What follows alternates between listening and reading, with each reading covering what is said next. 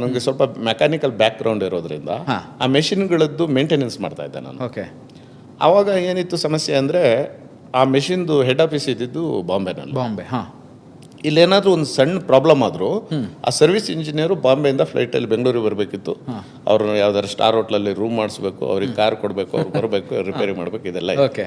ನಾನೇನಾಗ್ತಿದ್ದೆ, ನಾನು ಅದ್ರ ಬಗ್ಗೆ ಕಾನ್ಸಂಟ್ರೇಟ್ ಮಾಡ್ತಾ ಇದ್ದೆ. ಅವ್ರು ಕೆಲಸ ಮಾಡುವಾಗ ಅದನ್ನ ನೋಡ್ಕೋತಾ ಇರ್ತಾ ಇದ್ದೆ.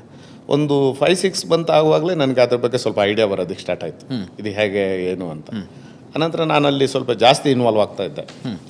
ಆಮೇಲೆ ಅದೇನಾದ್ರು ರಿಪೇರಿ ಆದರೆ ನಾನೇ ಮಾಡೋದಕ್ಕೆ ಸ್ಟಾರ್ಟ್ ಮಾಡಿದೆ. ಬಾಂಬೆಗೆ ಕಾಲ್ ಹೋಗ್ತಾ ಇದ್ದಿಲ್ಲ.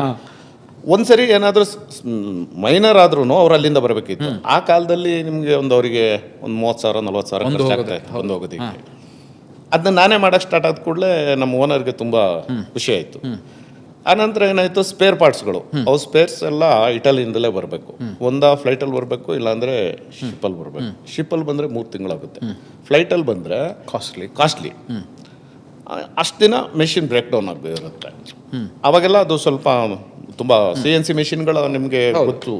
92-93 ಅಂದರೆ ನಮ್ಗೆ ಇಂಡಿಯಾದಲ್ಲಿ CNC ಮೆಷಿನ್ ತುಂಬ ರೇರ್ ಇದು. ಆವಾಗ ನಾನೇ ಅದರದ್ದು ಆಮೇಲೆ ಏನು ಮಾಡಿದೆ, ನಾವೇ ಅದ್ರ ಸ್ಪೇರ್ನ ರೆಡಿ ಮಾಡೋಕ್ಕಾಗುತ್ತಾ ಅಂತ ಟ್ರೈ ಮಾಡೋಕ್ಕೆ ಸ್ಟಾರ್ಟ್ ಮಾಡಿದೆ. ಇಲ್ಲೇನೇ ಇಂಡಸ್ಟ್ರಿಗಳಿದ್ವಲ್ಲ, ನನಗೆ ಮೆಕ್ಯಾನಿಕಲ್ ಬ್ಯಾಕ್ಗ್ರೌಂಡ್ ಇರೋದ್ರಿಂದ ಅದನ್ನ ನಾನೇ ಎಲ್ಲಿ ರೆಡಿ ಮಾಡ್ತಾರೆ, ಹೇಗೆ ರೆಡಿ ಮಾಡ್ಬೋದು, ಮೆಟೀರಿಯಲ್ ಯಾವುದು, ಅದನ್ನೆಲ್ಲ ನಾವೇ ನೋಡಿಕೊಂಡು ರೆಡಿ ಮಾಡೋದಕ್ಕೆ ಸ್ಟಾರ್ಟ್ ಮಾಡಿದ್ವಿ.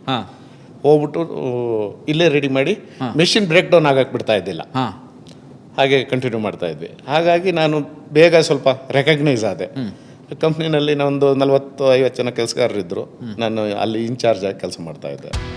Boss Vala, B the boss.